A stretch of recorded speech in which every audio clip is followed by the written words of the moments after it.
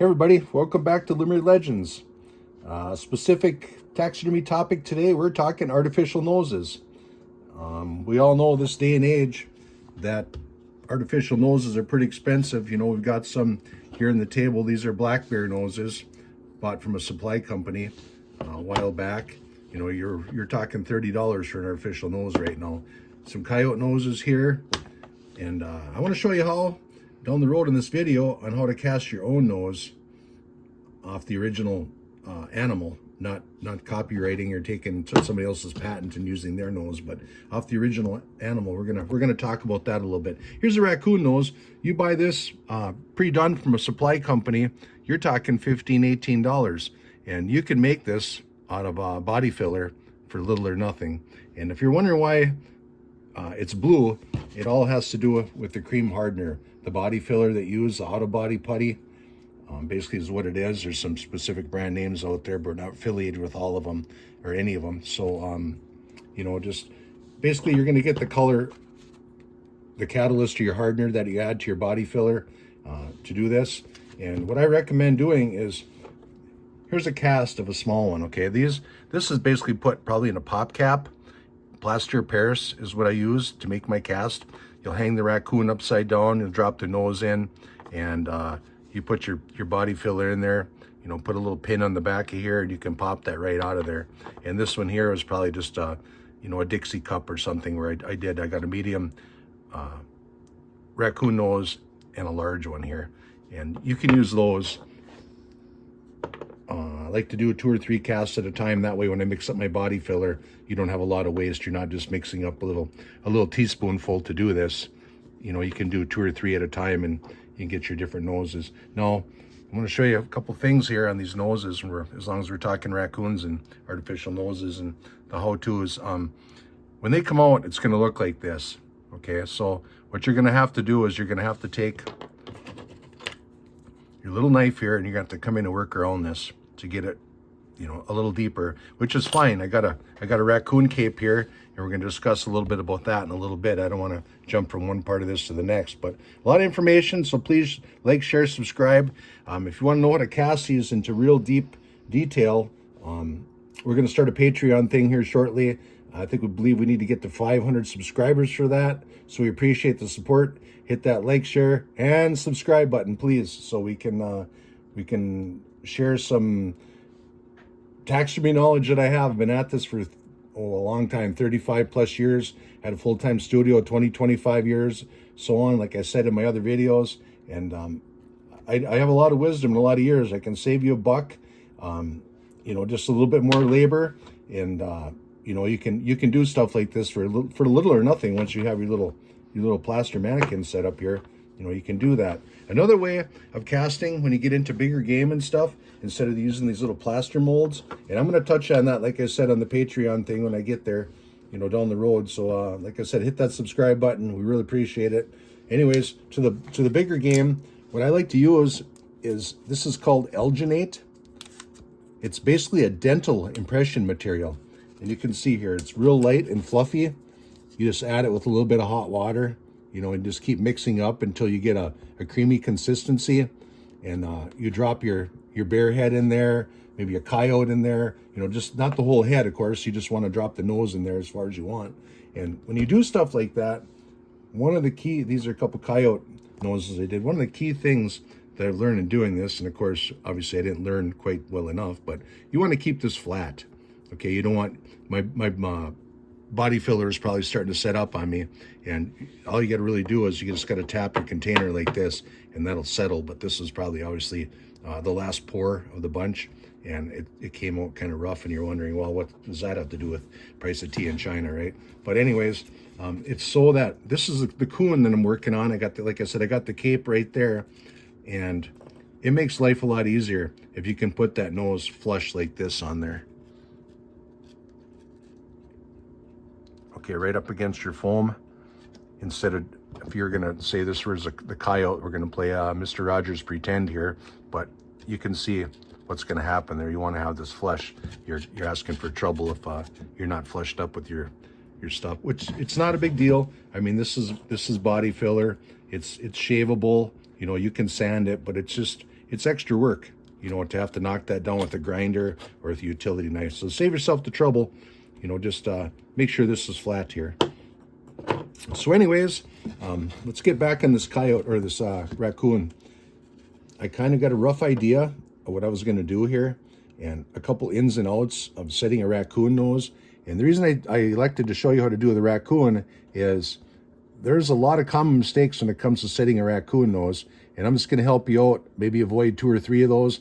I've seen a lot of people do a raccoon, and it basically looks like he's got a big black ball on the end of his nose, or basically a black clown nose.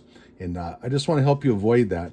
And the first thing to keep in mind when you do this is, now look at, this is your foam mannequin, okay? The guy that sculpted this is your mannequin.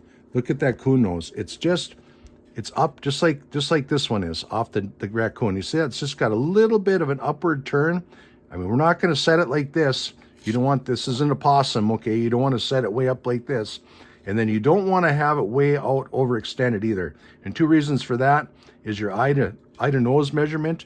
You want to take a tape measure,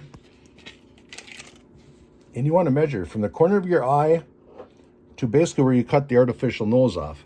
Okay, and you want to get that measurement, you know, so we're at about 1.5 inches there on this medium-sized raccoon. So that's a good reference for you to start.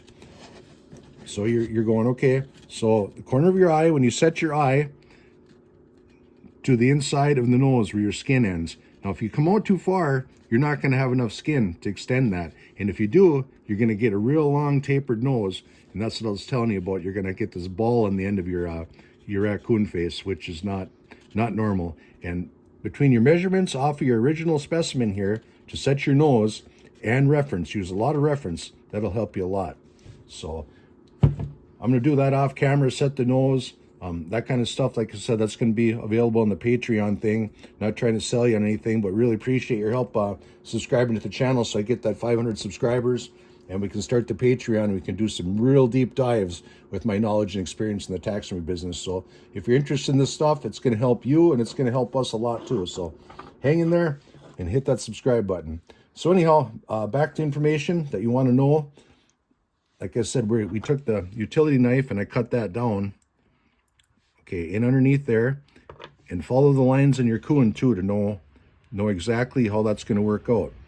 You can see I cut that in the way I wanted right there, and it doesn't take long. I mean, you're going to think, well, geez, I'll drop the $15 for an artificial nose instead of goofing around trying to, you know, to do my own. But I mean, you can really pour your own for once you have your molds made up and everything for literally pennies. It's nothing instead of that $15. But I like to make my own coon noses. You know, up here in northern Minnesota, Muskrat Nation, you know, we have a surplus. Sorry. Yeah, we got.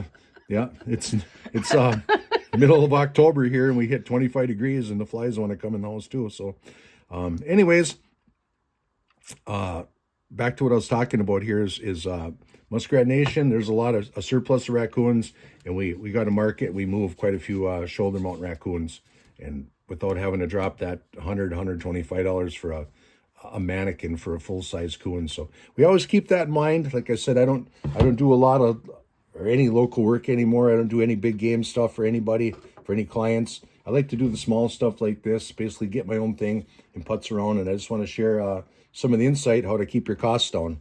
So, like I said, on these bear noses, I got the new catalog in the mail the other day for one of the bigger supply companies out there, and somewhere between $27 and $35 for a bear nose.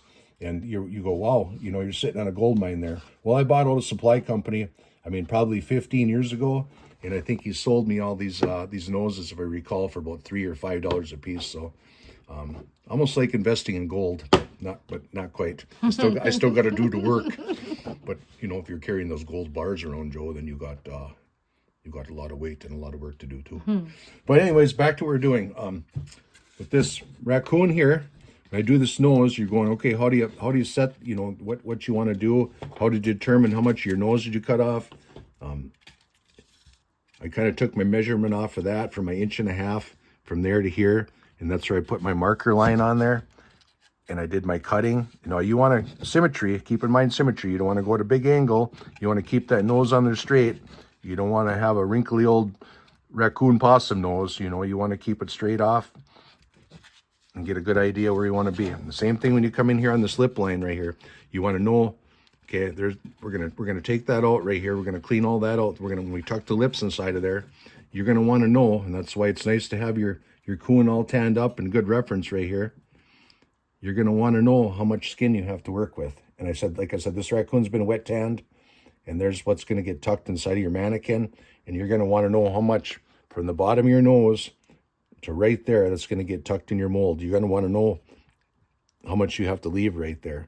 So it's important that you have your cape in front of you when you set these noses, so you have a good idea and perspective where you need to be. So one last thing I want to touch on. I did it. I briefly hit it here, but with these bigger animals, big game with this alginate, you can see it's really powdery. You mix that with some hot water, and you're probably asking about the set time. It's like everything. It's like plaster of Paris, my fish fill mix that I make. It's basically how much water you add, the climate, the humidity, how warm it is. All that comes into play on that with any chemical reaction. So you just have to be on it. And like I said, with this alginate, the only thing I can say is if you're going to do a black bear, don't throw that bear cape with the skull in it in the freezer until you get to do that. It's going to cave that nose and you're not going to get very good results. And I think that's probably what happened on some of these here, where that bear should have a little more plumpness right there on that nose. But that's probably why it was a dead specimen for 2-3 days or whatever before they did it. So the fresher the better when you do something like that. And the other thing I want to talk about here is, well, why do I have to use the original, bear and go through all that and a cape and hang it upside down and drop it in the alginate and make my own mold when I could just take somebody else's nose and I could drop it right in my alginate, and I get my cast right out of somebody else's. Don't do that. I mean, it's not professional. I can't remember, but I know it was in the 1990s. There was a taxidermist that was doing that. He was taking other people's mannequins and molds and things. They had copyright. You can see this one here is patent pending. They have some of the stuff patented, and just don't do it. It's unethical. I mean, the guy that was doing that, he got in some serious trouble for doing that, for taking somebody else's mold and trying to copy it. So make your own. Do it right. Make your own. You can see in these bear mannequins or noses here, they've got serial number. So somebody else had all these cast out of their own, and you don't want to steal somebody else's idea.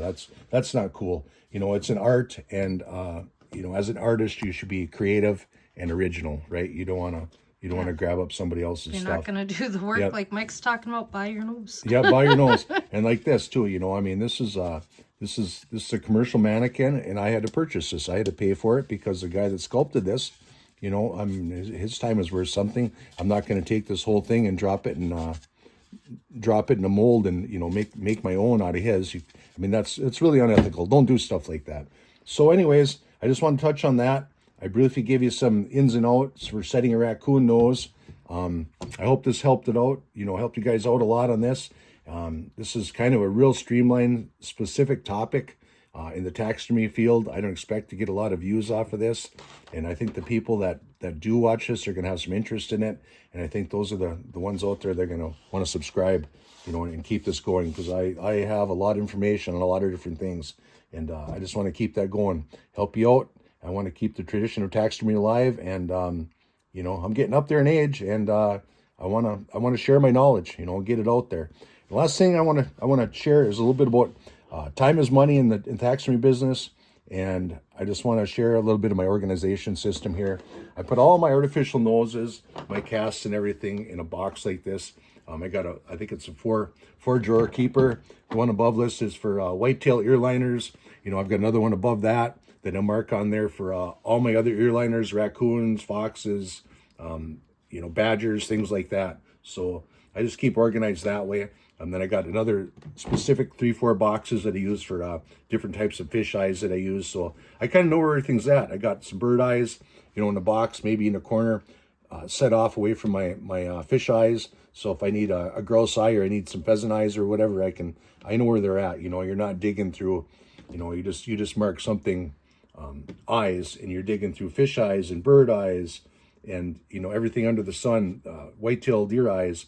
You kind of get you get a system going. Yep. You get a system going, so you kind of know where everything's at, and that's the name of the game. You have to be organized and have to have a system. So, like I said, this is my system for my noses right here. Like I said, I got a large raccoon, a medium. I can reuse these molds over and over again. And I guess I'm rambling here a little bit, but I guess I'm trying to think of what else I have to say. With the alginate, if you're going to do a big game animal, after 1 or 2 casts, you're going to end up getting what's called a void, because your alginate's going to start to break down. Everyone's going to get to be less and less, detailed. And you can see this is called, what I'm talking about, a void right here.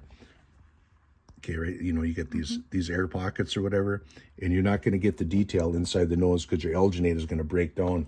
And plaster molds like this, you can still see the nostrils are still right in there, right, the pockets. So when you make your cast, that's not going to break out with plaster. So that is one of the good pros of using plaster, is when you pull out your smaller noses like this, you can reuse that. But the alginate, after 3 or 4 bigger animals like bears, things like that, it's going to be shot. You're going to lose all that inside detail on your artificial nose that you created. So just keep that in mind. That's one of the things with alginate, it is gonna break down on you. So, but these plaster molds, they hold up considerably better. But you're talking coyotes and raccoons, nothing small bears or larger bears. So anyways, that's it for this one. I hope you enjoyed. Like I said, please like, share, subscribe, and more content to come real soon. Thanks again.